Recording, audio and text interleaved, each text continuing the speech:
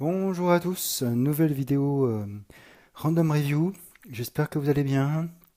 Alors oui, effectivement, Random Review de ce numéro 5 du softcover Venom, tie-in Absolute Carnage. Voilà, ce numéro avec cette très belle couverture de Kyle Hotz. Euh, Numéro qui comporte donc l'épisode 20 de la série Venom, l'épisode spécial Absolute Carnage Immortal Hulk, les Ruines of Ravencroft et le dernier numéro de Superior Spider-Man, le numéro 12. Commençons tout de suite avec Venom. Alors ça va être un peu difficile de critiquer ce numéro sans trop faire de spoiler. Voilà, donc c'est l'aftermatch de l'event Absolute Carnage. Donc on reprend certaines scènes et je dirais voilà, donc on sait ce qui se passe et on a surtout un focus qui est fait par The Maker, le créateur, sur un certain nombre de faits qui sont passés durant cet event. Avec, chose peut-être la plus intéressante de ce numéro, il y a deux points qui sont très intéressants, qui sont intéressants en tout cas.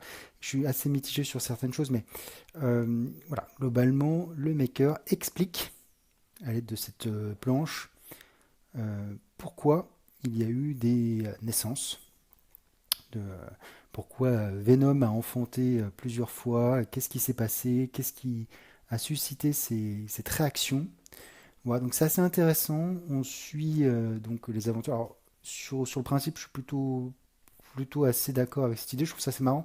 Après, moi, je serais allé un peu plus loin parce que, effectivement, moi, je pense que cette notion aurait pu être expliquée aussi par le fait que Spider-Man a porté le costume et donc que celui-ci est hérité en quelque sorte de son Spider-Sense, donc son sens de prémonition. Voilà, un sens de prémonition qui est effectivement assez rapide vis-à-vis de Spider-Man. On se souvient de Kane dans la phase saga des clones qui lui avait des visions dans un futur plus ou moins loin. Donc j'aurais trouvé que ça aurait été encore un peu plus intéressant et que ça aurait vraiment apporté le doigt à son moulin de le préciser. Mais bon, après tout, voilà, les bonnes idées, des fois, peuvent être améliorées. Donc le maker qui explique un certain nombre de choses. On a le retour, la discussion entre Dylan et Eddie suite à la paternité. Donc pas mal de petites choses. Bon, il reste des secrets, etc. Plutôt pas mal. Les dernières pages, je vais pas vous les montrer parce que pour moi c'est du spoiler. Toutefois, voilà, on en comprend un peu plus le plan du maker et son attention vis-à-vis des symbiotes. Ça reste à suivre. Pour moi, c'est là où est le gros point d'incrédulité. Voilà, je pensais que tout ça s'était terminé suite à Secret Wars. Bon, voilà, ça existe toujours. Why not? À voir ce que Kate va en faire. Je suis moyennement convaincu par la suite, mais bon, reste à voir. Il nous a montré pas mal de choses assez correctes ces derniers mois, donc on va voir ce qu'il en est. Un bon épisode au final.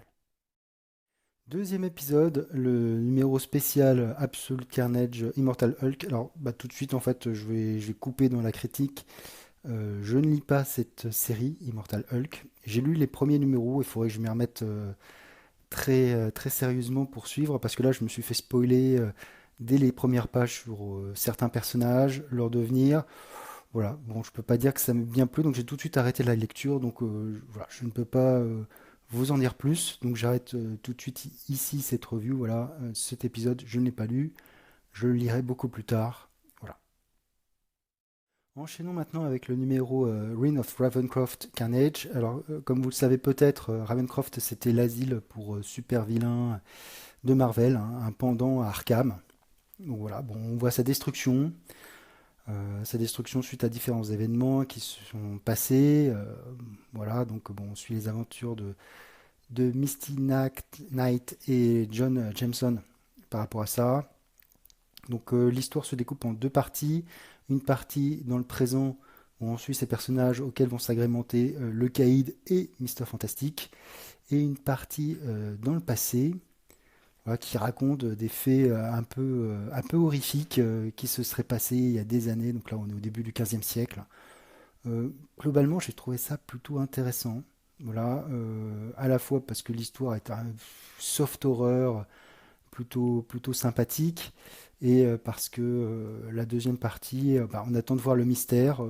Voilà, un premier numéro qui sans révolutionner les choses, fait plutôt le taf, donc une lecture assez agréable pour ma part. Dernier épisode de ce numéro avec l'épisode final de Superior Spider-Man. Alors bon, je vous ai pas caché pour ceux qui auraient vu, pardon, ma dernière revue sur le numéro 4, oui, 4 de Venom. Euh, voilà, je suis assez mitigé sur la fin de la série. C'est une série, à mon avis, qui a subi beaucoup d'aléas, qui aurait mérité mieux. J'attendais un affrontement entre le Spider Norman et le Superior Octopus un petit peu plus prégnant, quelque chose d'un peu plus, comment dire, d'anticipation, d'échec et mat, etc. Mais bon, il faudrait que je relise Spider-Geddon, mais je crois que dès le début, en fait, leur identité secrète ont été divulguées. Bon, bref. Donc un combat, sans vous spoiler, parce qu'il y a des choses qui se passent. J'ai pas envie de vous spoiler ce qui va se passer à la fin, mais sachez que l'expression ranger les jouets n'aura jamais aussi bien porté son nom, même s'il y a des petites évolutions. Voilà, donc bon bah tant pis, tant pis pour cette série, à suivre maintenant de quelle manière Otto va apparaître dans les autres séries Spider-Man ou pas. Je sais pas du tout comment ça peut se passer maintenant. Voilà, donc à suivre. À suivre, une déception quand même par rapport à ça, mais bon, voilà. Au final, un magazine, un softcover plutôt sympathique, voilà, qui, bon, alors j'en ai pas lu plus de la moitié à cause d'Immortal Hulk, mais bon, voilà, Venom, je suis la série, donc voilà, c'est un must-have. Reign of Ravencroft, j'ai trouvé ça pas si mal. Je ne sais pas a priori, c'est Scream qui va remplacer Superior Spider-Man. Alors là, par contre, je suis très mitigé. J'ai lu les 3 épisodes qui étaient liés à Absolute Carnage. J'ai trouvé que c'était du vent. Il se passait rien. Enfin, ça aurait pu se faire en 10 pages, hein, clairement. Donc à voir. Je ne sais pas ce que va donner la série par la suite.